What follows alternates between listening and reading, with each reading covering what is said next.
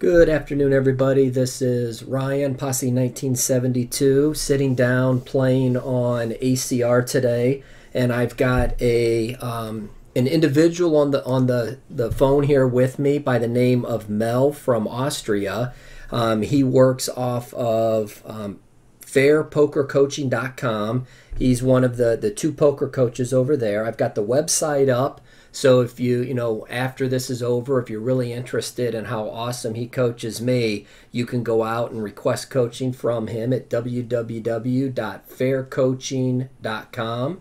And then they also have a Facebook page. If you go out and do a search on Fair Poker Coaching, then you'll go ahead and see their webpage on Facebook, and you can contact them through there. As you can see, I've got the page up here. If there's any questions throughout our coaching stream today, feel free to ask, and we can go ahead and answer those questions. My plan is to be sitting at a NL25 table at ACR. Overall, you guys have, that's been here following us for a while knows that I have not been extremely successful at ACR. So I'm really looking forward to Mel coaching me today to maybe fix some problems I have and maybe become a profitable player on this site. Welcome to the stream, Mel. How are you today? Thanks a lot, Ryan. I'm fine. All right, I'm going to go ahead and set it up here to deal me in, and I'm okay with not waiting for the big blind. Yeah, we start with one table and then we see how the action is, and maybe we take another table. But we start with one first. Yep, that sounds good. Oops, I looked away for a second, and I guess I missed the hand. We'll get it in on the next one. Yeah, no problem. Just whenever you're waiting, I just can mention in the beginning, you just wanna see how the other guys play. Maybe you find some reads, and I also like to write down stuff I see that is not non-standard, for my opinion. Okay. So let's see how this hand works out. He did half pot c-bet in the small blind. Now he checks. I think on a dry board like this is standard that they do half pot c-bet stuff. What you put him on when he now check calls the turn?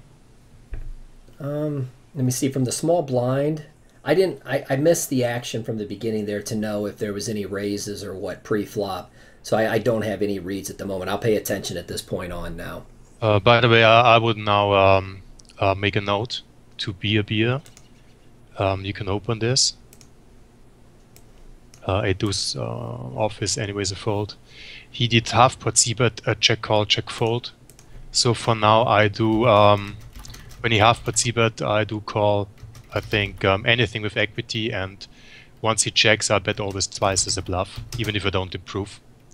Because I think he will overfold this spot once he starts check calling. It's just a general read.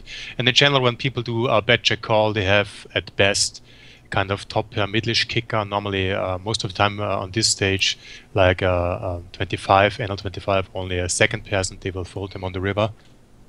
Okay. My thought process here is he was the initial raiser, so I'm gonna check and then potentially check raise based off of his bet sizing. Why do you want to check raise? Maybe get him out of the pot. Yeah, I don't think you should check raise when you have no reads on the player. You need to know this. I would delay c-bet now. I would bet 3/4 pot. The reason is I think he will always bet the check, bet 2/3. And I would bet twice because I want to fold now like 8s, 9s, 10s, 8-7, or maybe ace-7 suited. He calls once and then folds on the river.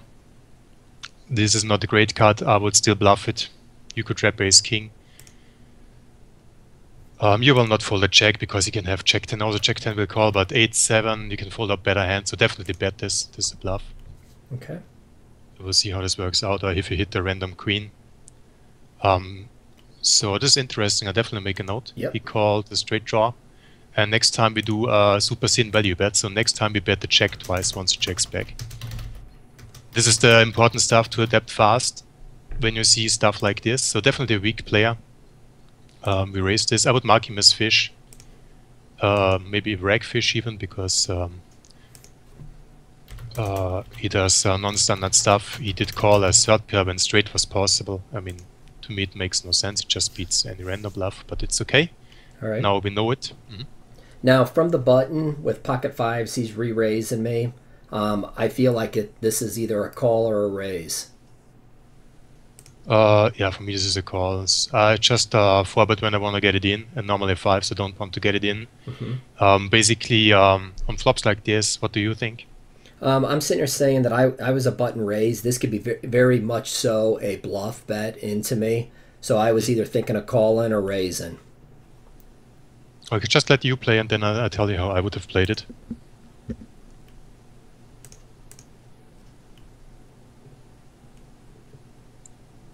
And please, after you finish this hand, we mark this. We will look after this hand after coaching, okay?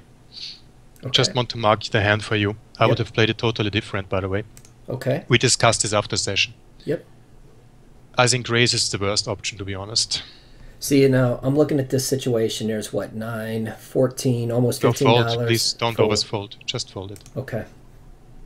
This is never bluff ship, you know. Please mark this hand. Do you know how to do this? Yeah. For me, it was a huge mistake, but I would just click on this icon and hold the manager table HUD by Ryan Custom is written. Yeah, on the left side, there's this, no, in the middle, this one. You click on this, yeah, on this sign, and then you hand viewer. Click on hand viewer, right, bottom, top right. Yep. Just fold Queen 8, and there you click in the left, in the box on the left top. You can mark this, yeah, this box. Yep. And then we can review it afterwards, okay? Let's see. I just want to say this is a clear fold, no matter what you think. All right, do I have to save this, or is it just that's good enough? No, it's now marked because we just review it. I would say we stop. I don't know how we can stream. I've reserved around 19 minutes for you. I think we can play like 15 minutes, and we will mark a lot of hands, in my opinion, and then we will go through them in hand replayer after the session. Is this okay for you? Okay, yeah. Because I don't want to disturb you. I will see how you play. And I want to discuss how I play different afterwards when we have enough time. Okay. Because now this takes too long. Okay. So interesting call. Let's see what you do. I'm gonna my plan on this was to check raise. Seeing that you know he's coming out. I think he was the initial batter with the call there. What's the reason for check raising? For value? Yes. Or do you? Okay. What do you do if he jams? If one of these players jams now, what do you do? Yeah, if he's jamming, I am probably going to call. If I get a jam from Lazy Fish, I will lay it down. And the reason I'm saying that is based on the information that I have here on this player.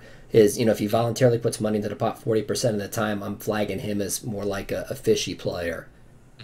So in this spot, I'm going to go ahead and go just over 2/3 pot. Please mark this hand also afterwards. Okay. Yeah, one problem is we have to talk about this raise later, and then we have to talk about your sizing, especially now on the turn. Okay. Because you put 11 in the pot, I mean, you basically commit both players. If they call, they will also have to call the river then, because you have just $9 left, and the pot will be like 35 if someone calls. So you just committed yourself anyways with this bet. So we have to talk about bet sizing, because you have a bet sizing league. When you want to raise so big that you either can jam the turn with maximum pot size left, and that both have the decisions to call. I don't want you to leave these awkward stack sizes, or you just make a smaller raise. If you, in case, I would never raise this, by the way, but anyways, if you raise, you can also make it smaller, that you can also bet turn and river, because in case you want to bluff, you want to have 3 streets to bluff them out of the hand, because a lot of people call twice and then fold the river. Yep. Or you want to make it so big that you can jam the turn, but yeah, I didn't like this sizing. We talk about this also afterwards when you have the time. Yeah.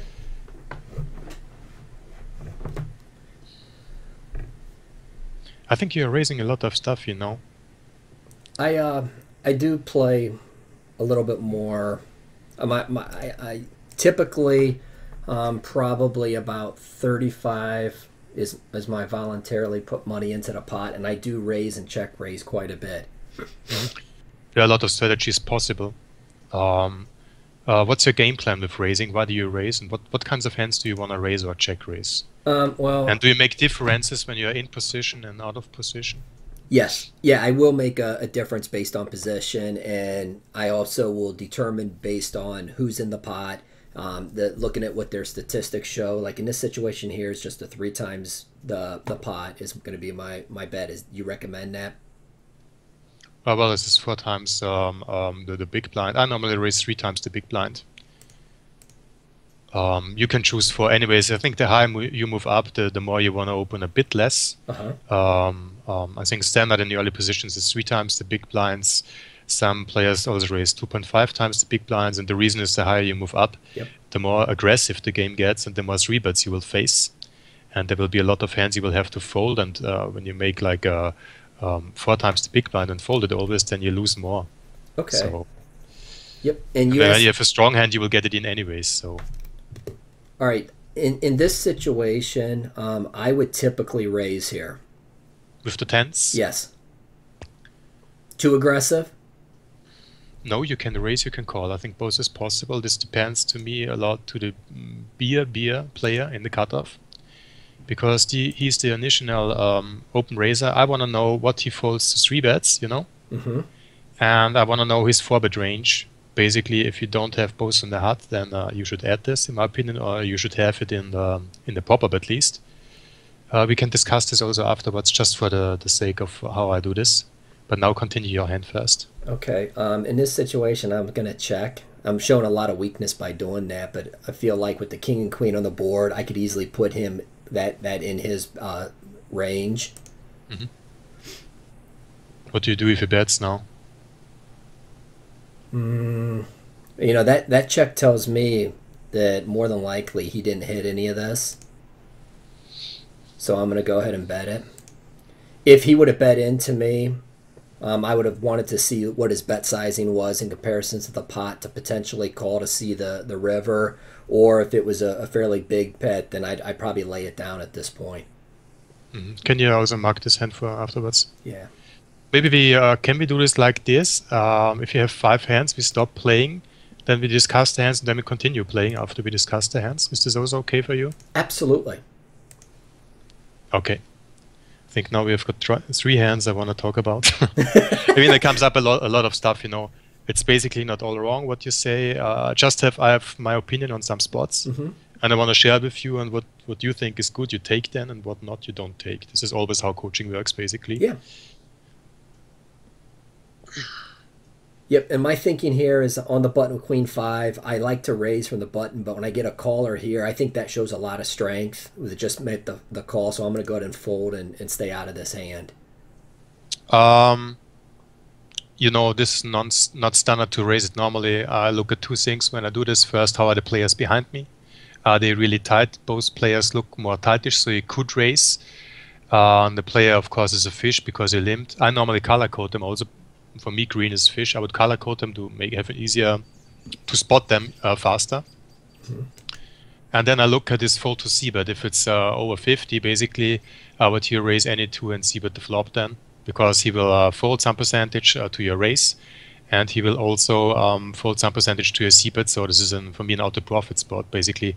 But I only raise because I am on the button, and I have tight players behind me, so they will not always overcall. But I think Queen 5 off, I wouldn't do it on low stakes. Normally you get a lot of, no, please raise this, a lot of trouble spots. Okay. And if the regs are loose, this beer could also join more often because he also wants to join the pot with the fish, you know. So I think Queen 5 off normally is too weak, and Queen 5 suited I would raise on the button. You should play a lot of hands on the button because you have always position, and position is the key to the money, because you can decide how big the pot gets, you can make the last raise, you can bluff the people out of the pot, and out of position it's always more difficult. So on the button you should play the most of your hands, and on the button you make most of your money. So. Okay, when you say the button, what type of hand should I be looking at percentage-wise? How many hands should I be opening from the button? Depends on the players behind you. Normally, on average, I would say like 45 to 50%. The weaker the player gets, in the blinds, or the tighter, the more you want to open raise. Okay. So you can even go up to 90, 100% if there are two fishes. I'm basically open everything except 7-deuce offsuit maybe. What do you think about this 7-deuce suited? I've got no problem playing this. I'm gonna play it, call it, and then you know, this is a very, I think it's a favorable flop for me being in the big blind. Could be a favorable flop for him too, to try to go ahead and bluff him. How do you want to bluff him now? Want to raise him, or what do you want to do? A fold or a call? I'm thinking at this point call, and then on the turn make my move. And I was thinking of making my move on the turn even before seeing the 7 hit. I'm looking at this saying, you know, he was in a small blind. He could have an ace, but he's only got, in my mind, 3 cards right now that's beating me, unless he has a pocket pair. I just let you play the hand, and then please mark this hand also afterwards. All right. I think after you can blind out after this hands, we have to discuss a lot of stuff now. I see there are a lot of comments. I will. Yeah, what do you think now?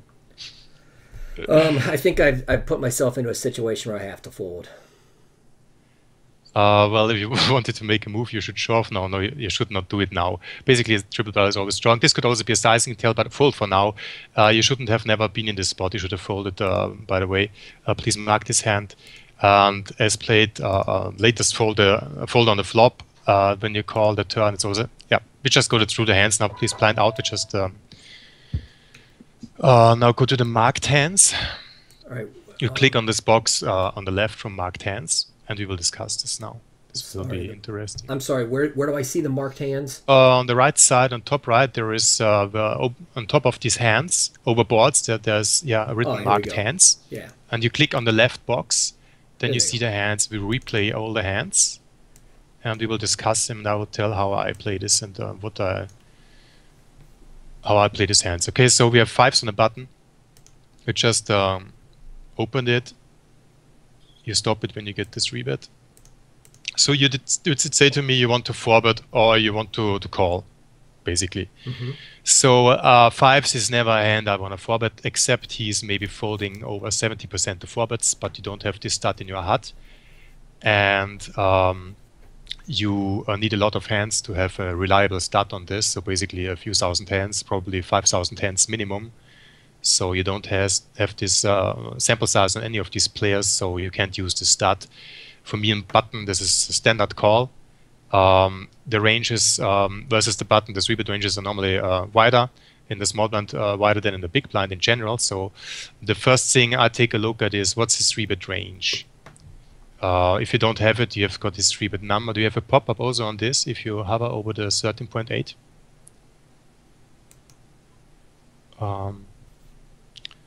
3-bet in the big blind 15, you see it? Big blind. That's no. Where's the second line on the left? There is 3-bet. Then you have total, early position, middle position, and you see the big blind. He 3-bets 15%. Mm-hmm. And basically, I also have to start in my HUD big blind versus button 3-bet. And in the small blind, I have the same. I've got small blind versus button 3-bet, and these stats are usually even a bit higher. So when somebody 3-bets 15%, I think versus the button is probably 18 to 20 even from this player. Just saying. I mean, the sample size is really low, but it's somehow here 15% out of 14 hands. That's a lot. Mm-hmm. So you basically want to defend a lot suited connectors, suited one gappers versus this player, because you can maybe even bluff him out of the pot or call down lighter because he has a very loose range. Okay. Mm-hmm. This is what I want to know. If I see he's got 5% 3-bet range only on the big blind, or 3, and that's possible, or percentage, then do you know what 3.5% range is? What kind of hands? Yeah, I can come right over here and put that in. Yeah, just don't take a look at it. Just tell me right away. You need to know 3%. I should be looking at premium group 1 hands: ace king, ace ace, king king, queen queen, jack jack. Yeah, checks plus ace king is 3.5%, 3.57 I think. We can check this. This is basically the stack of range, the standard stack of range, in my opinion. If you just take away the king queen and the ace queen, you can unmark them. You just click on the ace queen and now leave ace king in. Just unmark king queen and ace queen. Yeah. Ace queen also, ace queen offsuit you have marked. Now your checks and ace king is 3%. If you add the tens, then we have 3.57, 3.47. Missed it a bit. So this is a standard stack of size. So, and if somebody 3-bets over 15% in this position, like this guy, then of course he has to have a lot of weaker hands. You can bluff him out of the pot. So basically, I would say, given this number, a 4-bet wouldn't even be that bad because he has to fold a lot. But I don't want to 4-bet pocket fives because I don't know if this player calls a lot 4-bets, and I have always overcuts on the flop, and this will always be difficult. And I have no blockers, so the only play for me is to call. And if I have a player and 3-bets, for example, only like 3.5 or 4%, then we know he normally has a strong range, and we just want to set mine and always give up on the flop, you know, because we don't need to float a player with a strong range when we hit nothing. We just can do this versus this one player, okay? Okay. And still, there's one exception I also want to say. If somebody 3-bets, let's say this 3.5%, this doesn't mean he always does this with nuttish hands. He could also always, I don't know, slow play always the aces, the kings, and just 3-bet queens, jacks, and have some bluffs in it, and still there could be 50% bluffs and 50% value hands. So this doesn't always mean a low percentage that it's always only nuttish. This is what I want to add. Okay. So there's a lot of stuff we had to clear before we do this call. So normally I want to know this before I make this call. Now we did take a look at this. He's 3-bets 15%, he's loose, definitely we call. We know he has a wide range. So on this flop, he c-bets, and you said you want to call or you want to raise. Why did you want to raise? Because my feeling is he was just protecting his big blind. I didn't think that really he was as strong as what his betting was trying to say it was. Basically, a raise is the worst option for me because this is a connected board. Okay. First we have to see it's ace high, and it's always c-bet as a bluff. We know he has a wide range. But what do people 3-bet normally? They 3-bet hands like suited connectors as a bluff, like 8-9, maybe suited one gappers, 8-6, king-queen, ace-jack suited, ace-10, ace-king, and all these hands, even the bluff hands, hit this board really well. And you have just a 2-outer to improve, and you could also be beat already, but you could be behind versus 10s or aces. So there is no point in raising because all his bluff hands will probably call also the raise because you have minimum a gut shot. Okay. Of course, sometimes you can fold out maybe 10-9 suited versus a raise, yes. But I think the best play with force pair only and 2 outs to improve is just to fold and take another spot. This is not necessary to make random raises with a hand that doesn't play good. When you want to raise, normally you want to raise hands that have can improve to the nuts. So you could raise, for example, 8-9 to make him fold. Maybe king-queen, maybe a 10. Then you fold out better hands. But here with a raise, you just fold out hands you have beat anyways. So I think even a call would be better, but I wouldn't call, because you're behind versus 10-9. 8-9 will continue barreling on the turn, and what's your plan for the turn if you call once? So just to make it short, force pair, always fold on the flop, basically. Okay, and then what you're saying is the only situation here where I should be raising against him is if I have draw equity? You could, but I would not raise on this board. I would never raise in his high board as a bluff. Because when I'm in the pre-flop defender and I'm calling and I have position, I don't raise anything on the flop. And the reason is, I would not raise ace-jack, for example, for value, right? Because I'm behind versus ace-king, ace-queen, right? And which is very likely he has. Maybe he has also ace-10, I don't know. In case I have 10s, I want him to barrel off his ace-king, ace-queen, and I will stack him anyways, so there's no need to raise. And if he's loose, I also want to keep him barreling and call down my strong hands. So for me, there is no need to raise in position. Okay, so I'm sitting in this situation. If I have 8-9 hearts, 8-9 whatever, that when he makes the bet, I just check call, or I just call. No, you just call with 8-9, and on the turn you make a decision. And once you make a call on the turn, it depends on his size. If you have the implied odds, so you're both full stack, that should be no problem. And you have to know a lot about the barreling tendencies. So flop call is always, if you hold your straight draws, gut shots, and flush draws are not possible, I would always call the flop. Of course, always top pair. I call check 10, I would also call 8-9, 10-9, always a call on the flop. And on the turn, then you have to decide. And if you don't know anything about the player, I would fold a lot on the turn, unimproved. 8-9 probably call, but then you need a plan for the river in case he checks. Because I think this player has a very loose range. He could bet twice, maybe king-queen as bluff. Maybe on these stakes, I think they do not bluff enough. So I think he will often give up on the river. And then you could bluff him even out of the pot. Or in case he has like, I don't know, queens and does not check and bet, or weak ace, how can he call a river bet? So I would, if I have 8-9 unimproved and he bets and checks the river, I probably bluff this on the river, and I think it's plus EV versus a very loose range. Okay, that makes sense. But normally I need to know how he plays, and in case he's very trappy and he could also bet, check call, ace king, then I don't want to bluff this. But you don't know anything, so just the game plan for this, sport this versus unknown, just give up. Okay. So, move on to the next hand. But important was the preflop stuff, and yeah, he snapped right away. I mean, you just have so. Please, can you go back once again to this 5 because you did raise. I think he knows that he will stack off with ace king, ace queen anyways, because your only value hands you could raise here are normally 7s. Because ace 7 you don't defend on the button, ace 10 normally you don't also defend. So you have no 2 pairs, 10-7 is not in your range. Should be, by the way, 10-7 suited versus a loose range. I mean, could be. Ace 10 should be in your defending range, ace 10 suited minimum because he's very loose. But I guess you normally would fold ace 10 versus 3-bet, right? Yeah. So yeah, what's true. your value range when you raise? So if he's good, he knows this. And the higher you move up, no one will give you credit for this raise. This is what I wanted to add also. That makes a ton of sense to me. Okay. So basically the only hands you would really raise is 7s, and that's just 3 combos. And 10s you maybe also some percentage 4-bet get it in. So maybe you have some combos 10s, but there's just too few value combos you would play this way. So next hand. Okay. Yes, yeah, just let's take this. I leveled you into a call, you know what this. I'm sorry. don't be sorry. This is just a fold, you know. Versus the 3 times the open, versus a min raise, you could make a case calling because when he min raises, you get 1-2 products. You need to call 50 to win a pot of $1. You know.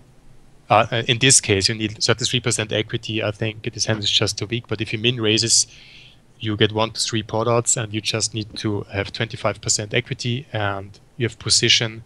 If you know the player, and if you know, for example, he bet check folds a lot, then you could float.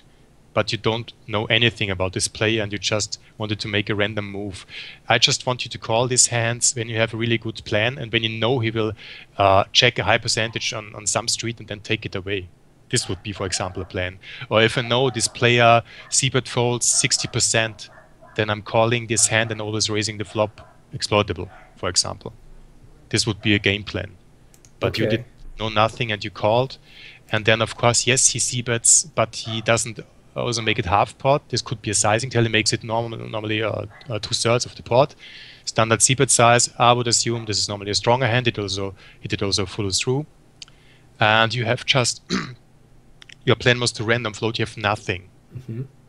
You can't do any move when you have no kind of backdoor opportunity to improve, you know. If you had, for example, 7-5, okay, then you had at least a gut shot, okay? Yeah. And then you could, with the 4, improve to the best hand and stack his 2-pair set, ace, king, whatever. But in this case, you can't improve. You don't even have a backdoor draw. Right. 7 deuce of clubs, diamonds, or hearts would even be a better float. This is the worst hand to do ever a float. Okay. Okay? Yep. So, snap fold. Okay. And you did call because you said you want to make a move on the turn. I did. And yeah, now you have a second pair. What do you think about? He bets close to pot. double barrels in this spot. What do you think is his range? You know, he could easily be sitting with anywhere from what ace. I'm gonna say ace 8 and up. You could have, you know, king, queen, kings, jacks, any pocket pair. Do you think he bets king, queen, except maybe king, queen of diamond or kings, queens this way? I don't think so. You don't? I also think that they rather bet check call, kings, queens, checks, in case you want to make a float. So I think this is highly weighted towards top pair plus. He could also have the straight with 4 or 5, who knows? Yeah. He bets twice big. I just fold. I don't want to make a move. You can't improve to the best hand. Now you hit at least a 7. But even if you improve to 2 pair, these are not clear out, so it's just a fold. You just put in money on the turn where you shouldn't. You should have folded on the flop right away. And on the river now, this is the point where, in my opinion, if you want to bluff now, you should chip. Okay. And I say this because I think he did bet twice big, and now for some reason he bets only 550 into 850. Yeah. I think this is a 2 pair maximum, maybe a scared set. But if he has a flush, I think on the lower stakes he will even bet bigger to get more value for it. I just think this happens. A population tendency for the lower stakes for weaker players is if they have a hand, they bet big. If the hand gets weaker, the bet sizing goes down. And for me, this is a clear case where it happened this way. And if you call twice, you have now to ship the river because your plan was to make a move. I mean, I don't want to make you river bluff raises at this point because you have not the skill, in my opinion, to do this. And I think maybe he calls you maybe now even with ace jack, who knows? Or because he can't fold a set because the back to flush hits and he doesn't believe you have it. But I think raise could be an option, okay? Okay. Just saying the best play is to fold right away, pre-flop, and if you call, just fold on the flop. Okay. Next hand. Just a lot about plan and our playability, and this hand has also no playability at all. Now this spot is also interesting. You did 3-bet, right? We talked about calling and 3-betting. Just let's check the size. You make it normally a standard. What is this? 3 times the open raiser plus the caller, right? This should be like a bit bigger. I should be bigger than the 275. Yeah, I think this is 75 multiplied with 3 is 2. What is this? 2.25. Yep. Plus 75 is $3. So I just would make it $3, a bit bigger. Okay. Not the biggest thing of a deal, but in this case, I hate your check, really. Of course, you have tens. You could check call once, check fold, in case you know he's defending really loose. By the way, we should check how. This is before your 3-bet. You want to check how much is he folding, to 3-bets. What's his fold to 3-bet? Do we see it in the HUD? Yeah, I'm trying to.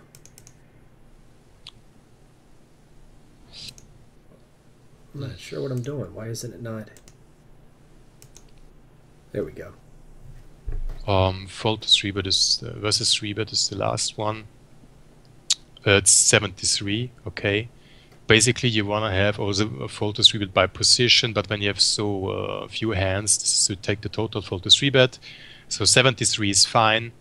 What do you think? What do you do in case he 4-bets if you 3-bet? What's your plan? You need to know this first when you make this move. Just saying, his fold to 3-bet is 73. You 3-bet the tens. What do you do in case he 4-bets? Shove. Why do you want to shove? To show this guy that I've got a strong hand. Okay, and what do you think about the range from a guy that is folding 73% to 3-bets when he starts 4-betting? What do you think is his range? That's telling me that his range is probably a lot stronger than the hand I have at that point. Exactly. So the higher the fold to 3-bet is, the stronger normally is also the 4-bet range, the stack-off range. So I think you just isolate yourself versus the nuts if you jam. Mm-hmm. So even a call would be better. I would fold versus this player in case he 4-bets because you are facing normally, especially versus cutoff 4-bet range, stronger hands. most of the cases, and this seems not the guy that does 4-bet a lot. We don't have the 4-bet percentage in here. We have anyways not enough hands. I'm just saying 10s are normally too weak to stack off versus the cutoff in 80% of cases. Okay. Because you're normally up versus queens is king, maybe jacks, but never 10s, 9s, unless you're facing a maniac or you have the dynamics going. So you just need to know that if you 3-bet this and you 4-bets, you fold this hand standard. Okay. That makes Especially when he has such a high fold to 3-bet. In case he's folding the 3-bets only, let's say 50%, and he does 4-bet 20%, then this could be a case maybe where he could shove. But in this case, not, because when you're on the cutoff, I don't know what his raise first in is. On the cutoff 21, you see this? Yeah. Yes. Reflop raise. By the way, raise first in would be more accurate, but it's overall, you just take this preflop raise, it's around 21% range. Can you put this 21% range, because you have Flopzilla open, in this kind of Flopzilla, just to get an idea? Okay, I think this could be, just take away this ace-9 off for now. Just add all the suited aces, it should be standard opens. Ace-2 to ace-4, yes. So this is basically his, maybe you take out the king-9, queen-9, jack-9 and add like 9-8 to 7-6 suited. I think it's more likely, doesn't matter really, but something like this. You said to take out the... No, it's okay. Maybe he folds jack-10. He's really tight. This is now 22.5% range. Just take out like king-9, queen-9 suited. Then we should have roughly this 21% range. King-9, queen-9. Yeah. Okay. So he's opening something like this on the cutoff, okay? Yep. He folds 73%. There's a total, you see, 290 combos, okay? Mm-hmm. If you do the math, do you have a calculator? Yeah. Let me. I gotta get it here. Oh. What did I do? Yeah, 350. By the way, I just read the comment. I generally make it also bigger with the 10s, also to give not the too good odds to call. I think this is okay. Just as a basic guideline to get an idea, I would just make 3 times the open raiser plus the cold caller, and if you're out of position, add half a big blind or even 1. Could also make 4. 350 is, I think, a good size. All right. What did you say to put in the calculator now? Yeah, do you have the calculator open? Yeah. Just multiply these 290 combos, what is 21% range, with 0.27.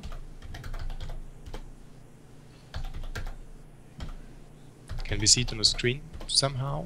Oh no, it's 78.3. I can bring it up on this. Because the viewers should also see this. Okay. Just to get an idea about what his range is, what you're up against. And okay? you said 290, right? 290 is the total combos he opens on the cutoff, on average. You multiply this with 27. Yeah, this doesn't matter, it's 78. This was just 2.7%. I wanted to have 27% because that's the range he's continuing versus 3-bet, okay? Okay.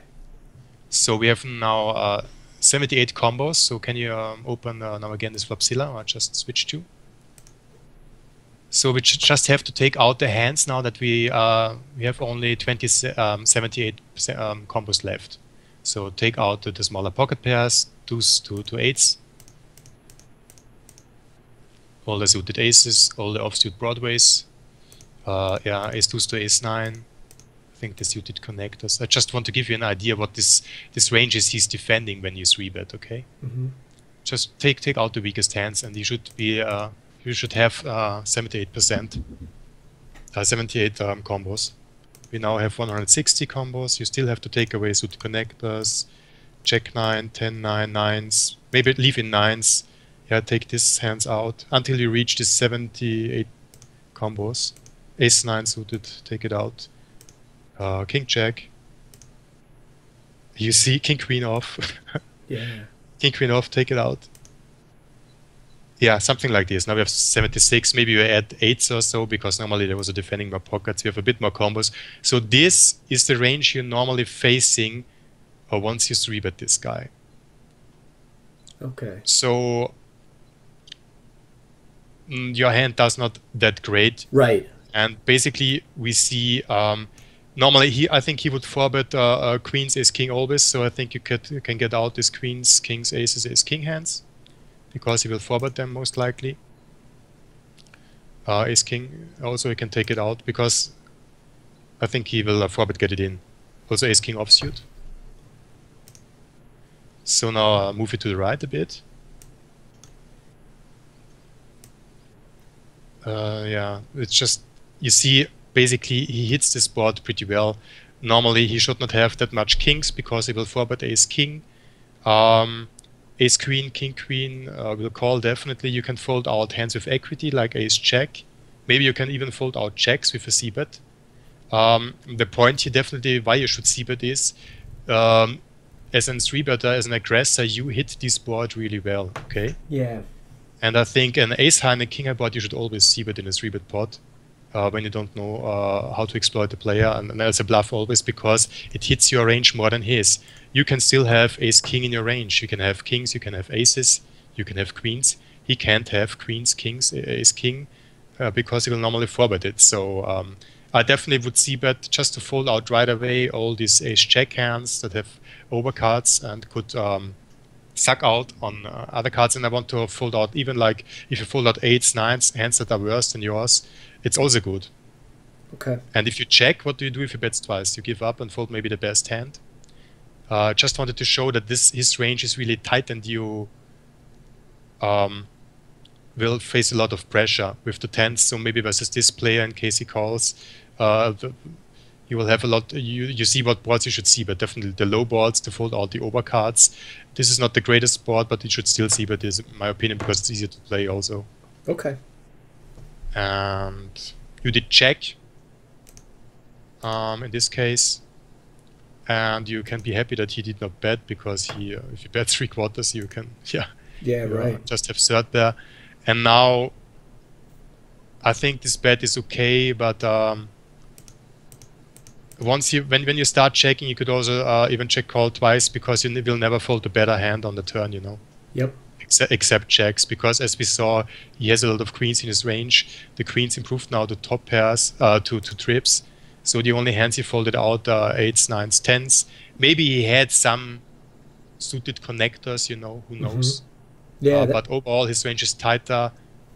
Just saying, I think even once you check, even check call once is better than bet because he could try to take it away just with one bet on the turn and give up. Who knows? But now you just fold out the hands that could possibly bluff. Yeah. So as played, I don't think this bet is now great. It's not that big of a deal. You know, no, that makes a lot of sense because when I'm looking at Flopzilla with his ranges, I can probably take 10-10 out also because it's not likely that he's going to have that with me having it. So with a flop it's just one combo. Yeah, with a flop like this is definitely hitting, you know, the majority of the hands that he could be playing against me. So yeah, that makes total sense to me. Why bother betting out whenever you could just you know, or I should see bet, and then when he makes the call, then go ahead and say, all right, let's go ahead and check here, and possibly we can see a free card on the turn. Yeah. Or the river. By the way, sorry, just have to check if we have viewers. I don't know. Oh, thank you. I think this is Al who wrote the message. Yes. Yeah. Basically, what I also wanted to say, he did check back the flop. So, what do you think is not in his range when he checks back this flop? Well, I could take out the ace queen, king queen, ace queen, seeing that I haven't seen him, you know, set me up and trap like that. And whenever I take those out, I could easily put in maybe some lower pocket pairs that he has. Most likely, yes. I think the chance is like 50-50, I don't know, depending on the player. Some will bet the queen, some will not, because they are scared you check call ace king. Who knows? Yeah, yeah.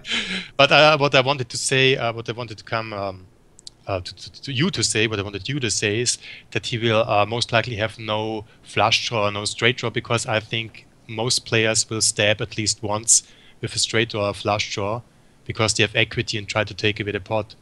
And so he didn't bet, so I think he has not a hand like ace jack of hearts, for example. I think it's unlikely, just saying.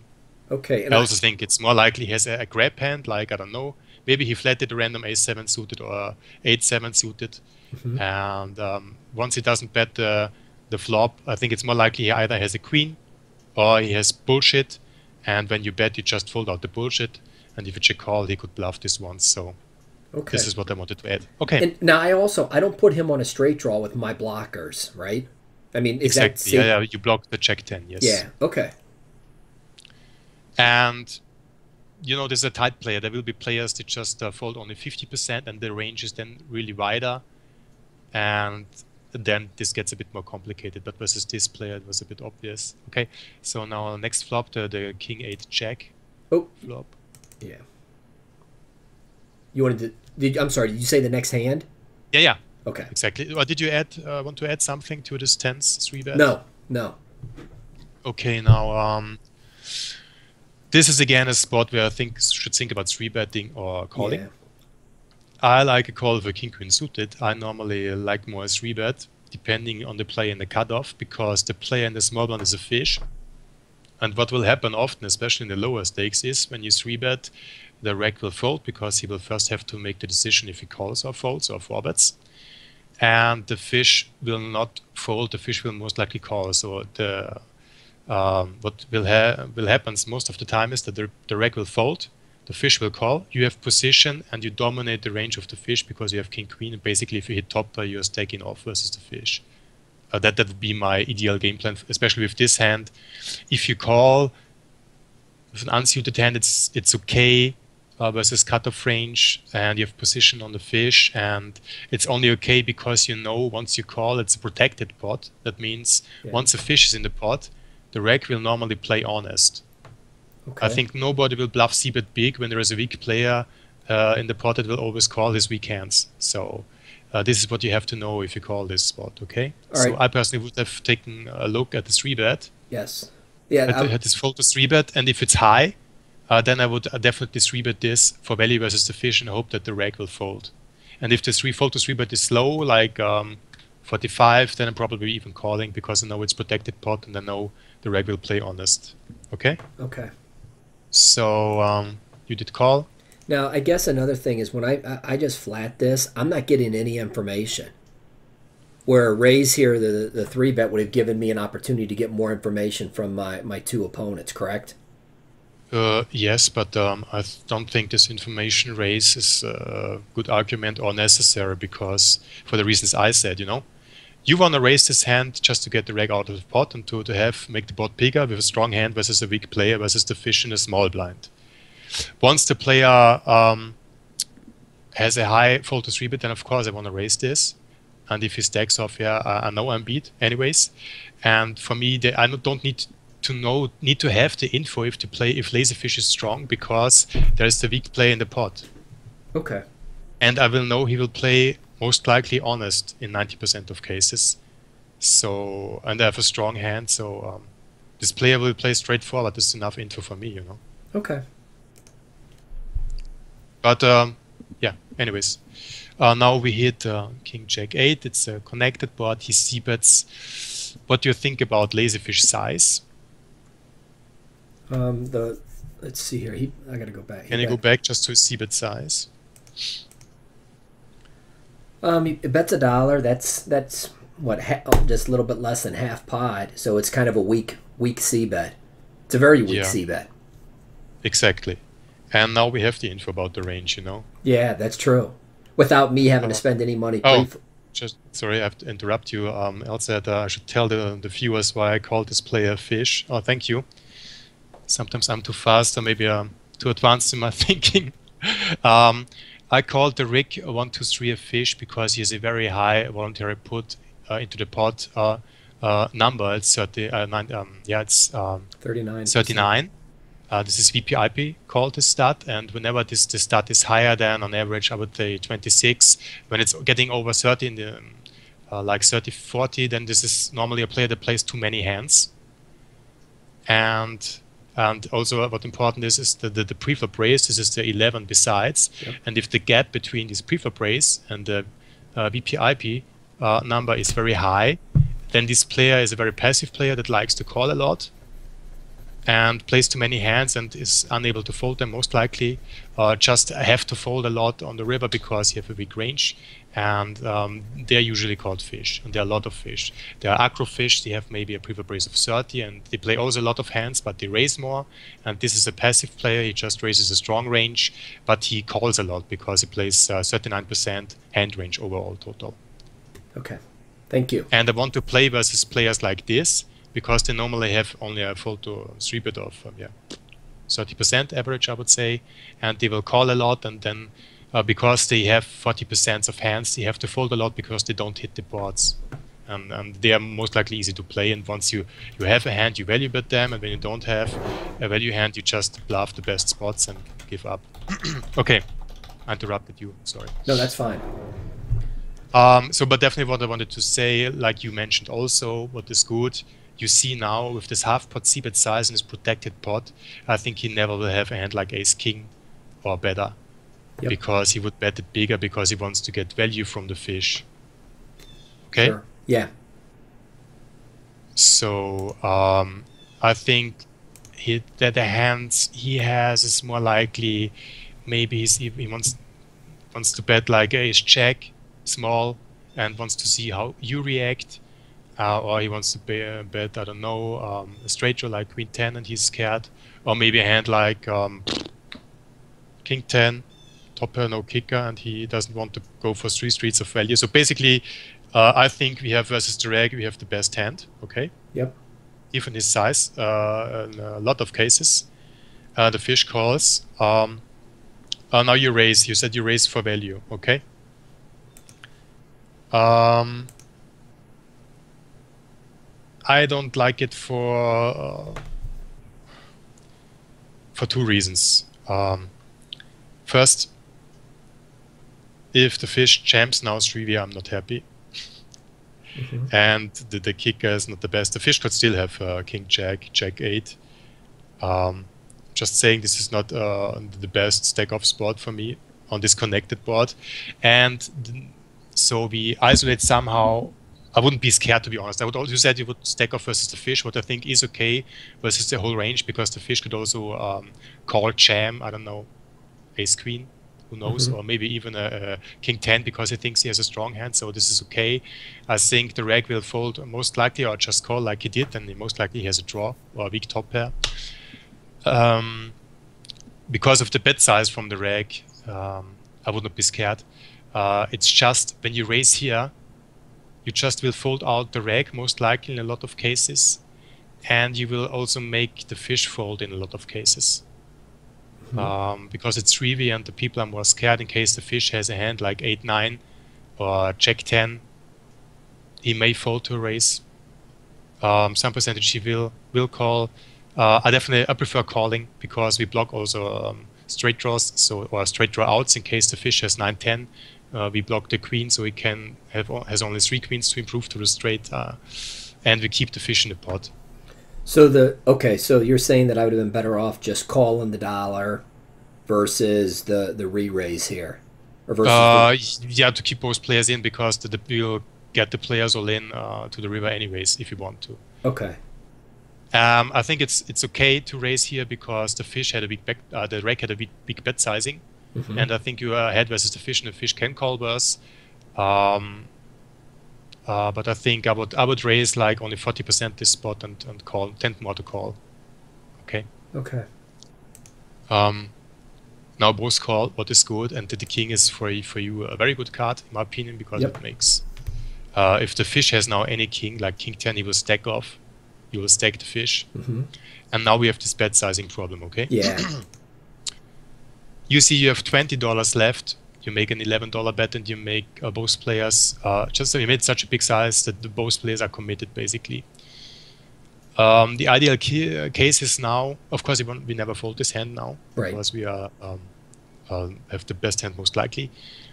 I would make a smaller bet to and chip the river. So I would make like I don't know, 7 to make the fish call a jack 10.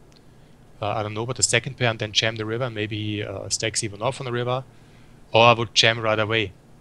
The thing is, when you jam, the reg will most likely fold, and the fish could call, given the size you made. The fish would not even fold queen 10 in case he has it, or 9-10. The fish can call an overbet jam, so I think it's not a bad strategy versus a weak player. But I think you messed up the sizing. I would have raised the flop bigger, you know. Can you just go to the flop back? If you raise this $1 to example, let's say to 6 or 6.50, and both call, okay. Let's say you make it to $6 this raise in case you make a raise. Then you have like $6 more in the pot if you go to the turn now. Okay, wait a second. I want to make sure I'm following. You're saying that if I went 6 or 6.50 here, if you raise, you should raise a bit bigger than 4. Okay. You just make it to 6. Then Gotcha. if the reg calls and the fish calls, then the pot is now like 19. Yes. And you have 18 in the pot. You have pot size shove left. You shove the turn. This is ideal sizing. But I would say I would call most of the time the flop anyways to keep also weaker hands in. I think Al did also write it. Yeah, he could. The fish could fold, for example, gut shots versus a raise, and you would keep them in, and the fish will never fold the gut shot on the turn. So I prefer calling anyways. But in case you raise, you should make it bigger and then shove the turn. And now the fish can make a mistake and even call a hand like queen 10, maybe even ace queen. I do see this stuff. Definitely will call any weaker king. Sometimes he has you beat, but if he has you beat, the fish will stack off on the flop anyways. So you have the best hand. You get it then in on the turn normally. Okay. I don't know how long this coaching lasts now. Do you want to play some more hands? Yeah, absolutely. Yeah, just because Al said don't raise with a solo king. I think, not 100% sure if I would raise with king jack, because I want to keep the fish in. Because I have position, out of position I would raise more, but in position I would flat most of my hands to keep both players in, my strong hands also. Okay, so leveled myself in a lot of talking stuff. I'm sorry. Okay. All right, so I'm on the wait list right now. Yeah, that's okay. Just do you have any questions, or what do you think about this stuff so far? Was it interesting, or do we want to add something? Did you understand? Yeah, no, I understood probably about 80% of what you said. When I go back and watch it a second time, I'll be able to capture the other 20% or so. I think that from what I'm looking at, I need to do a better job with my bet sizing. A little bit more of analyzing what the player might have, and then determine his ranges or her ranges based off of what I have. It's not smart to float with shit, and that's basically what I did with the 2-7 of spades. I'm better off just laying that down versus playing it.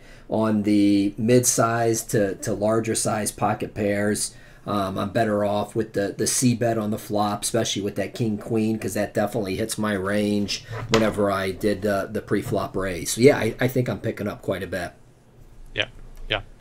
It was a good summary. I like it. So maybe I can answer the question. What do you think are the best hands to float? I mean, I mentioned it already. Suited connectors, semi-suited connectors. Yeah, basically something with backdoor equity. If you have, for example, a suited hand, a suited, don't know, 8-7 of hearts, and the flop is like ace-2-3 with a heart, then you can improve to flush draw on the turn. These are ideally the weaker hands you want to float with, in case you know something about the player. Or gut shot hands, of course. All this kind of stuff you can float, but don't choose random 7 high hands with no equity. Yeah. All right. Okay. If nothing opens up, I can check and see if I can get on a table on full flush, because I really want to get some more sampled so you can really tell me where I'm dropping the ball. Sure, you can always open 2 tables now, because to get some spots. Yeah, I've got... I mean, you could talk endless about all these spots and why you raise and why you should not raise. There are always reasons for a move, and not always one action is the best. So basically, ideally, you want to have a reason for everything you do, okay? Yeah. And a good reason, and you want to know how the player plays his range or his hands. And if you don't know this, you can't make any kind of move, because then you just it's like playing in the dark.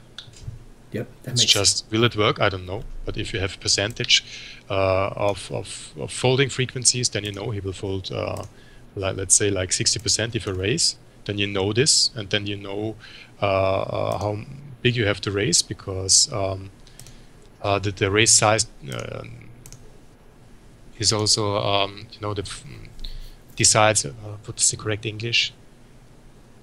I'm sorry, you said if you make a pot size raise, you need 50% fold equity, to give a good example.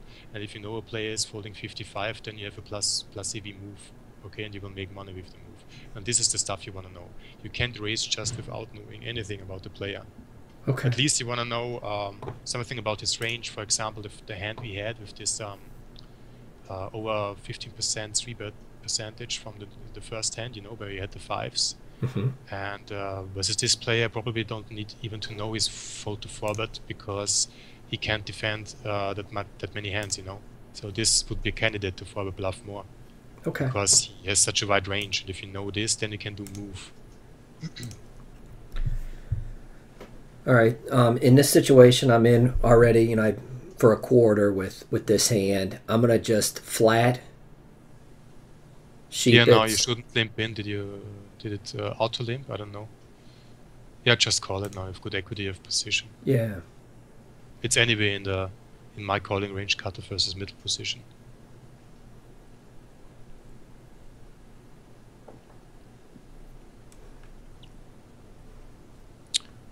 Okay, interesting. What's your standard line when he barrels? What's your plan for the hand? Right now, my plan for the hand is to call. He's showing, this is a little bit of a bigger bet sizing. So just call. Yeah. I think top pair, middleish kicker or good kicker in this case is always called twice, unless there's a turn like this, and it's normally always a fold on the river versus the normal reg. This is interesting. He's opening the door for me. Is he asking me to bet into him, and so he can re-raise me, or does he? You can check back or bet. It depends on you, and I can tell you afterwards what. I'm checking in this situation. I think that check just crushed me, but because I could definitely see an ace being in his range, and there's no need. I think a bet here is, he's only going to call with a better hand, so I think I'm better off just checking it and seeing. Can you mark this hand also? Darn it! Well, I'm just waiting for you one of these times to say no. I can't. It's the HUD hasn't activated on this table yet. So okay. We just remember this hand. Basically, if I have a club in my hand, let's say the jack is a club, then I like the jack behind, because I can improve to the best hand on the river and beat hands like he had. In case he checks, the bet is easy, of course. Table name, Ryan. Yeah, I saw that. I'll finish the hand and then I'll tell about my poker background, okay?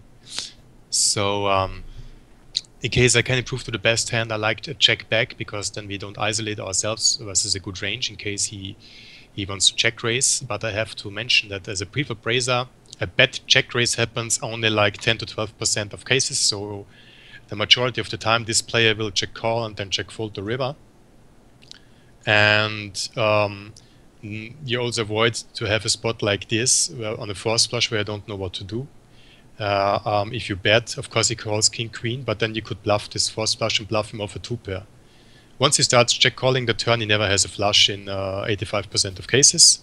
So yes, you could be behind versus an ace king, or like a king queen like he had, or like even a set could check call once.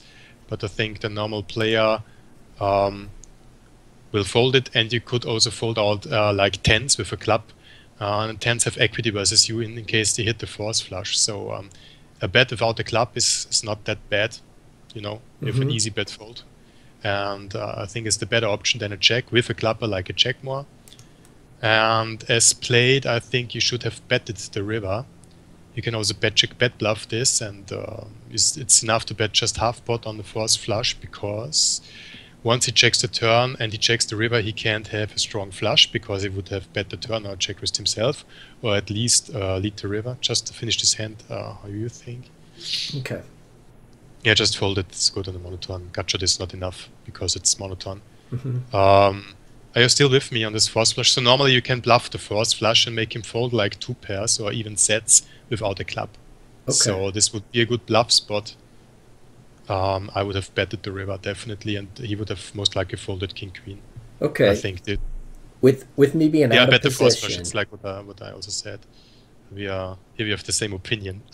Yeah, if I'm sitting here out of position with the king queen, I was thinking that I'm going to go ahead and just check this, and then go post flop because he's got position on me. What was I did not just did take a look at the first what did happen? First to act. Did you raise? No, first to act raised 75 cents. So I went ahead check. and just called. Yeah, I think so. Yeah, it's okay. I think I would still fold it or 3-bet it. You'd consider folding king queen in small blind versus early position? Yes. Because first we have a player behind us and he could 3-bet us.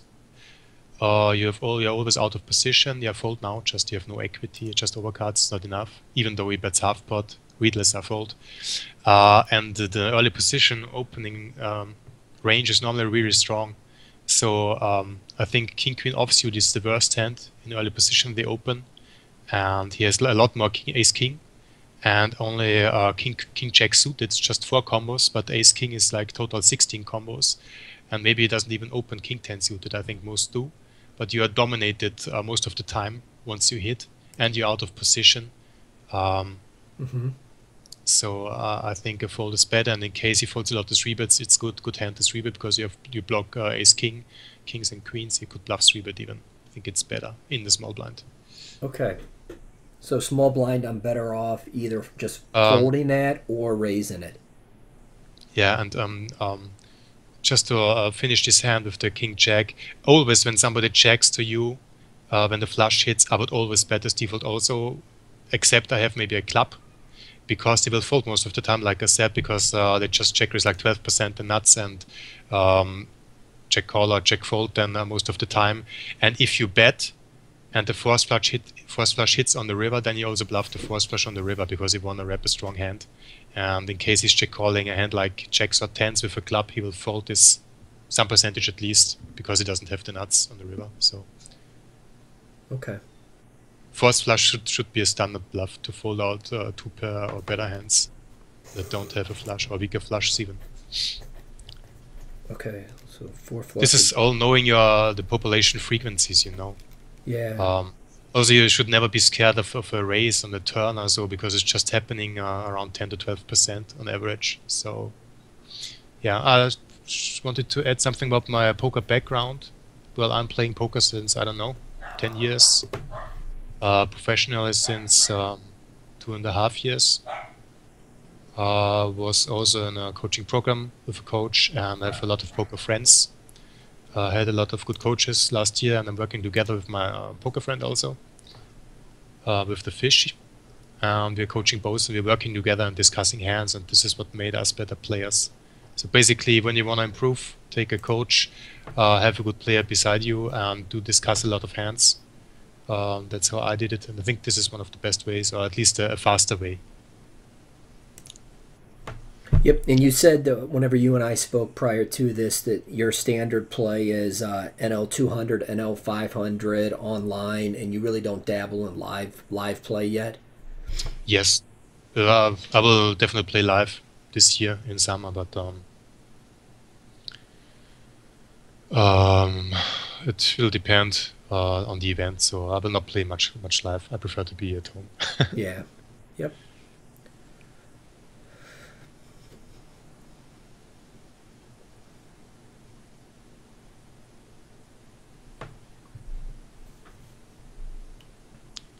I mean, you see there comes a lot of stuff up.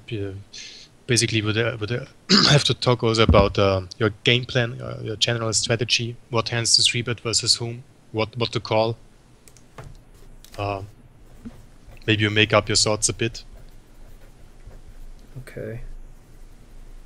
make a better hand choice, and try to get as many notes as you can. Even now, if you're not in the hand, you take a note on sizings. Like in the first hand, the session we had when the first player betted half pot, then check called once, check folded the river, we made the note. This is important to get to know the player, and then to use this to your advantage next time you face this player. Yeah, Mel, I normally do that, but I'm taking notes on paper with what you're telling me right now, and I can't multitask at a point where I'm putting all the notes on each of these players as I'm listening to what you're saying too. But I agree with that. I try to take as many notes as I possibly can. I don't play much on ACR. That's why it's so there's you don't see a lot of notes on these players. Where if I switched over to full flush, you would see quite a bit more. I totally understand this. You know, when I get sweated, for example, I also make more mistakes than I normally do. This is just a matter of fact. You have got a guest viewer, and you are maybe a bit more nervous, I don't know, or you just have to explain, and then you have to multitask. This is also difficult. Also, I reviewed my last session I coached here with Al, and I also made two moves I would have made a bit different afterwards, so this will always happen, of course. This is no problem. This is standard. yeah, that makes sense. And even the more experienced you get, you will still make from time to time mistakes, so this will just happen. All right, so I'm looking at a raise in this situation if there's no raises or calls prior to me, being late possession. I'm thinking that it's a good spot to go ahead and raise with Queen 10 off. Yeah, I mean, unless you have 3 aggressive players behind, this should be a raise. Yeah, and I don't have enough notes on these players to know. So standard raise, I agree. Yeah, it's just definitely what you can see is everybody has a full stack. The stats seem so far we have got too few hands, but seem normal raggish players. Right. Small blind seems tighter. Just played 15% of hands so far, 40 hands. Maybe he had just no hand, but I think I would steal a bit looser here or open a bit wider because they're just overfolding, seems so. Big blind seems to be a bit looser, but it's just 16 hands. We have to check this. And the lazy fish is definitely a weak player, probably with a bet sizing tell, because before I did c-bet half pot. Would be also interesting to go to showdown. Maybe it was a second pair, but I think it was more kind of draw or a combo draw because it did bet call 3-way, and the second pair would have folded to a raise. I'm 100% sure. So I think he bets like draws or combo draws like probably weaker. We just need to confirm this lazy fish. Now the sevens is standard call, I think. What do you think? See, this is a situation where a lot of times I would probably raise. No, I think with sevens it's not a good raise unless you want to raise ship it. This is a good raise versus a guy with a high 4-bet, and you can 5-bet jam, and he will always fold a lot, and in case he calls you have equity. I feel like I either call or raise here. So I don't think this really hit his hand. Yeah, I would not raise. What do you want to raise? This is again, you have just a bullshit hand. Yeah. You have normally the problem with this call is there will be a lot of turn cards he will continue barreling with once he starts barreling the flop. To me, that. Anyways, what do you want to do now once he checks? To me, I want to do a bet. Okay, and why do you want to make it so small? I think you should lead the option to either you bet bigger, yes, or you don't bet at all, because you want to wrap the flush also. Make him probably fold a better hand on the river, like an 8 or a 9. Because he could call now a check call like ace-8 with an ace of spades, for example, and then fold the river to a bet. But in case you bet like half pot, this just looks weak. He could even be induced to check raise you. So that's true. I want to bet my whole range the same once I bet, Okay. If you bet half pot, you bet your whole range half pot, and if you bet stronger, you bet the whole range stronger. But you will never bet half pot a flush like half pot. Or you would bet bigger, so I would also bet sevens bigger in case I bet. And as you see, this was the same spot what we said before. When they check, they fold most of the time, Yeah. So I just don't take the pot away. Even if you had, for example, like queen check, like with no equity, and you bet, and you make him fold, you made a good move because you folded out the equity. You will hit yourself if you check back the sevens and then a check comes and he sucked you out, you know? Yeah. So normally, just as a general guideline, whenever somebody checks, and unless you know he's check calling like 70% of hands, you should always bet versus unknown, really. Okay. Always. This is highly plus CV, because even if it's a balanced guy, they will still have a check fold of 50%. And if you bet like half pot, you need 33% fold equity. If you bet like 2/3 of the pot, you need like 40% fold equity. So it is always a profitable move versus the majority of players. What I would like to do is, I'm going to go ahead and raise. Yeah, definitely raise. I want, after we're done playing here, to talk to me a little bit more about how fold equity and how you calculated those numbers so quickly, because I don't think I'm following what that terminology means. Now, with this hand, I normally would end up folding this right here and say I'm gonna concede. You can call, you can fold. I normally call, but it's up to you. All right, I'll call. You know, this is normally ideal flop also for us, because I think the player will also check fold a lot, because like the overcards, in case he bets, I'm just folding. There's no need to continue with this hand. Just fold. Yeah, his bets. Just prosper. His bets. I don't care. Yeah, I know. Just fold. We don't need to make a move with this hand. We want to make a move with a stronger hand, and I think when you call this kind of deuces, there will be a lot of kind of this spots where the player will not see. But when players see bet like a flop like 7-8-3, like a connected low board, they normally have a strong overpair or flush draw, like most of the time, or maybe a straight draw. And weaker pairs, they will most likely check call or check fold. So once he checks, I will bet half pot and take it away as a bluff often enough. So this is the spots ideally we want to have, a board like this and a check. And this makes the deuces also profitable, in my opinion, to defend, even if you don't hit. Okay. Yeah, and you know, this fold equity stuff you need to know. You need to know how much you have to raise and how much fold equity you need. This is the math behind. Yeah. Yep, I agree with that. So basically, I mean, fold equity is, you can just read books with math, or I could show you. Basically, for example, if there's $1 in the pot, this is the easiest example, okay? And you bet $1, how often you need to win to have a profitable move? If you bet pot? I don't know. You have to. Okay, let's make it logical, okay? You said there's $1 in the pot. Yeah, if there's $1 in the pot and you bet $1, how much fold equity you need? Well, there's $2, right? $2 in a pot, so $2 to break, or $1 to break even. I will explain it for you. Okay, it's not too complicated. That's a nice way to say you're an idiot, Ryan.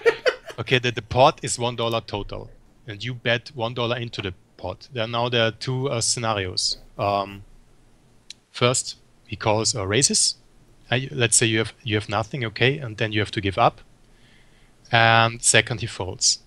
In case he calls, you lost $1, okay. In case he folds, you win $1. If you do this twice, okay, and he calls one time, he folds one time, you break even. So this means, in case this works 50%, you break even. In case he folds more than 50%, you make money. In case he folds less than 50%, you make a losing play in the long run. And there's also a formula you can check this with. Basically, the guideline you need to know is, like, if you bet half pot, you need 33% fold equity on average. Then you could take, for example, if you have a reliable sample, take a look at the fold to c-bet percentage. What's normally between 40 and 50 from the standard reg players. And by the way, what happened on this flop? It was just explaining. Sheepit just called the small blind. I didn't raise. It was a check.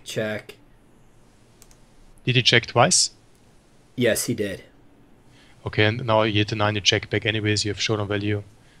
Maybe you could even lose to king X or queens, jacks, tens, I don't know. You know, a lot of players trap this when they check an ace king. He should never check this. He should c-bet and you would have folded. So this was a weak play from the sheepit. I think as default, you could still bet half pot as a bluff, even on his high board, and it will also work often enough. Okay. But what I wanted to say to this math stuff, just you remind yourself to the numbers. If you bet half pot, you need 33% fold equity. If you bet 36%, 2/3, you need 40% fold equity. 3/4 is 42%, and if you bet pot, you need 50% fold equity. These are the basic numbers you need to know. If you bet 1/3, you need 25% fold equity. And there are a lot of formulas where you can calculate this also. You can read this in every math book, basically, poker math book. Okay. Well, picture of you as Skype or something covering your face. I should be live, right? Shouldn't I? Yeah. Oh, I got something covering.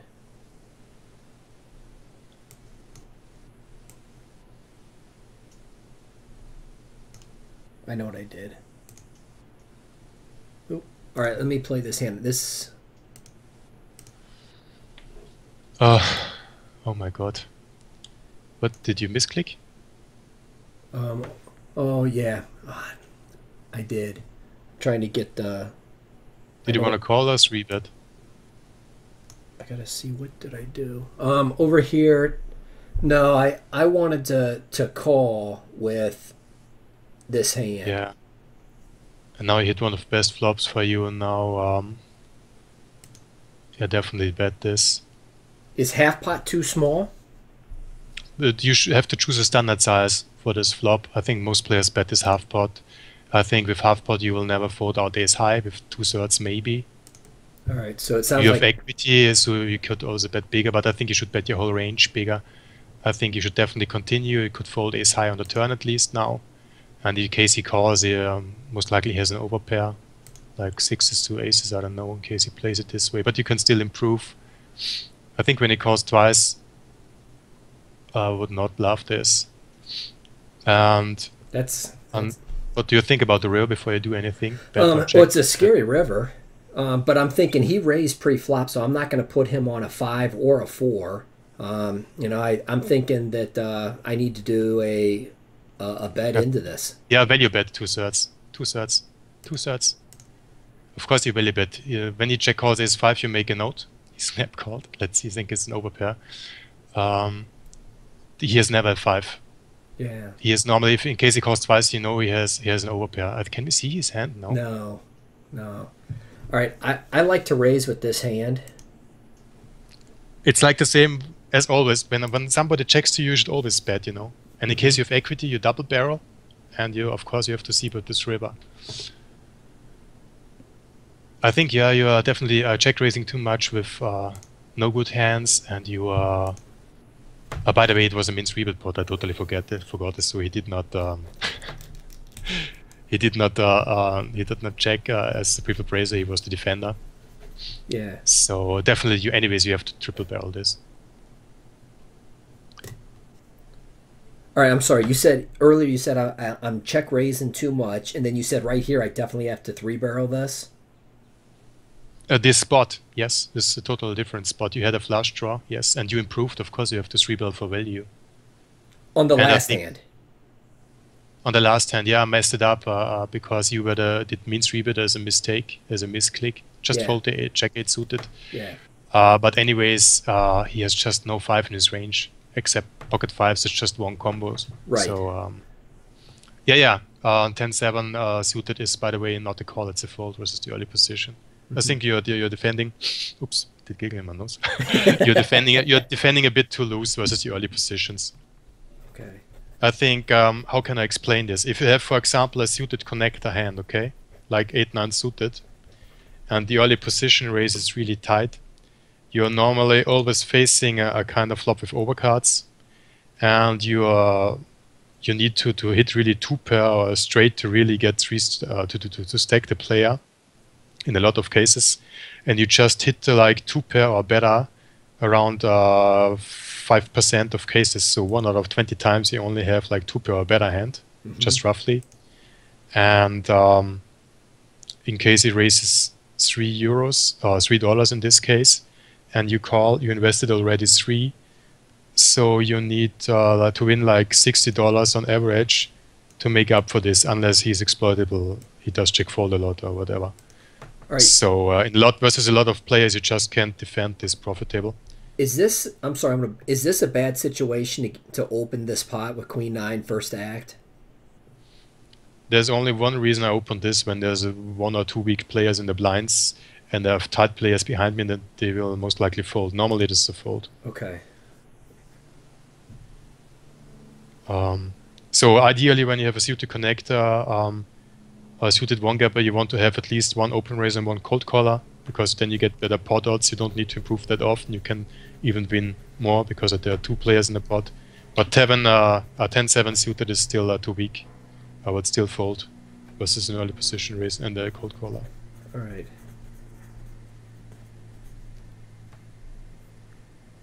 You know, we could also do a coaching ranges. I recommend, but there are no fixed ranges. You know, you can have a guideline, and we can talk about hands, what hands are best to 3-bet and stuff. And this is always also dependent on the players. It's so complicated because players can 3-bet polarized or depolarized. This means they have different ranges. They just have value-heavy ranges or just bluff-heavy ranges, and then you have to defend different ranges or bluff different ranges. You could make an own session only for preflop stuff. I think even if I would explain this whole preflop stuff, I would need, like, I don't know, at least 5 to 6 hours to get an idea. Sure. Now, with a hand like that, I just saw 6-3 off. Is that something worth defending from the big blind if the small blind would have raised me 3 times to 75 cents? No, you could make a case defending it versus a mini raise and versus a fish. Okay. Because then you just hope to hit 2-pair and stack him, because fish will not fold the top pair normally. I think this is an easy ISO raise. I would not recommend anybody playing these stakes to defend the 6-3 offsuit in the big blind for now, because I think the skill is not there, because you can't defend it versus everybody, and you need to know how to continue, as we discussed in 1 hour ago. We need a plan, and we need to know how the player plays. I would make it, I think in position I make it to 4 times the limper, but out of position I make it 5 times the limper, by the way. Okay. Because you have a positional disadvantage, and I think if the player calls 4 times the open, you're supposed to call 5 times the open. Raise 5 times. Okay. All right, and I'm going to do a 2/3 bet. Yeah, definitely. Yep. Because I feel like it's a favorable flop for me right now, and I was just betting for yeah, we can help you with a fold also, because there are a lot of worse turn cards also. I mean, you had the queen of hearts also. So. All right, earlier you said you should always raise from the button based on, you said 45 to 50% if there's fish ahead of you. I see that I do have a fish, so I'm going to go ahead and raise. Yeah, you can raise definitely. If there's a fish, then you can raise, yes. I'm showing what Shinku potentially I think this is a good spot, because this lazy fish is tighter, and in a small blind the people are overfolding. Normally tighter players fold like 90%, so 9 out of 10 times you will have a heads-up spot versus the fish. Now, I think this play is not good enough to, yeah, that's now an easy fold, of course. This is something that I struggle with. A lot of times when I go ahead and make a raise and somebody re-raises me, I then say I got to defend this at 75 cents and cost me more money long term. You know, overfolding is at these stakes not that big of a deal. First, I think ace check is too loose to defend. It's a 3-bet or a fold. When you know nothing, just fold it. When you defend, you have to know it's always a losing play. What does this mean?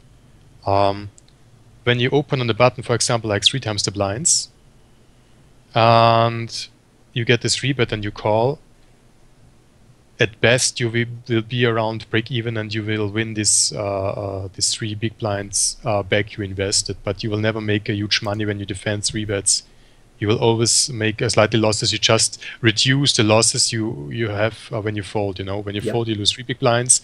When you defend, you lose on average just 1 big blind if you're a good player, or maybe even less a bit. But you will not make like 2 or 3 big blinds when you defend. You just make the money when you 3-bet yourself. So don't call these marginal hands. You need to be at least suited or have an ace in it. A7 is also offsuit is also too weak to defend. Yeah, this I would definitely 3-bet. The reason is it's just a min raise on the cutoff. It's also want to make the pot a bit bigger. It seems like a weak player because a lot of players open smaller, also with weaker hands at these stakes. So this player probably not. It's now interesting. We are a bit deeper. It's close. Normally, I still recommend folding. When you don't know anything, you could make a case of calling. But I think this is normally a stronger hand. Still, I think you don't lose much money when you fold it just right away. Because with jacks, you have around 50% overcuts on the flop always. And we don't want to call and then always check fold the flop, right? Yeah. And even if there's a low flop and we are getting the money in, we can't be happy.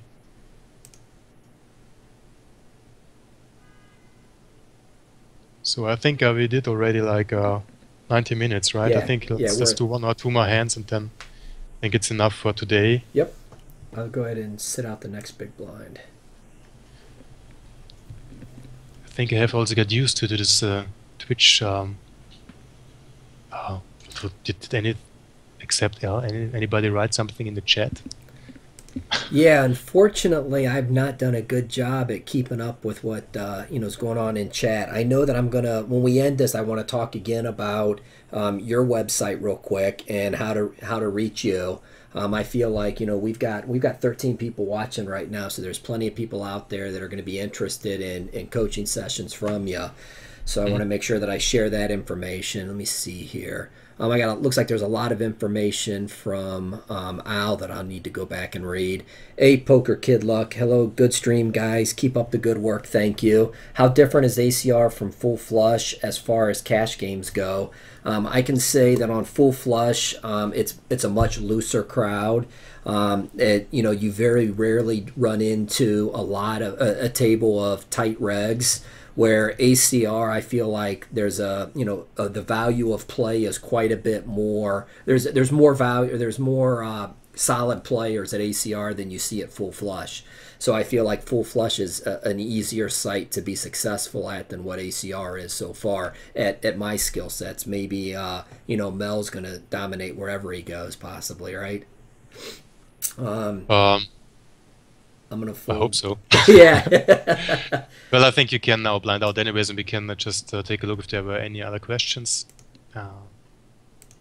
Because this is also what I can recommend. Don't play longer than 90 minutes a session. Just make a pause then, because focus goes away and you need to be focused 100% when you're at the tables. Yeah, this is our website. Yep. So in case you wanna see what we are doing, just visit this site, www.fairpokercoaching.com. At the moment, we're also offering a free group coaching once a week. If you're interested in, just write us a message and we will give you the details, and you can also contact us on Facebook. Maybe you can click this Fair Poker Coaching link there. You can also send a private message.